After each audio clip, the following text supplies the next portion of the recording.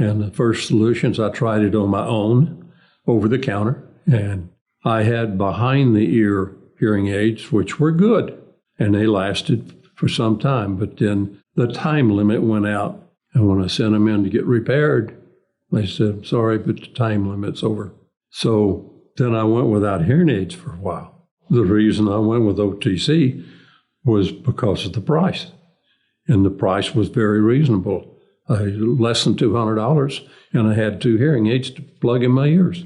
And I tried the in-the-ear hearing aids, and they worked, and then didn't work. Send them in, get a new pair, free of charge. The first ones weren't free, but all the others were, and 5 times.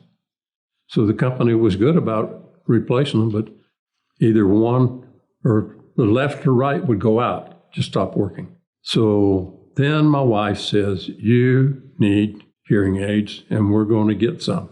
I said, okay.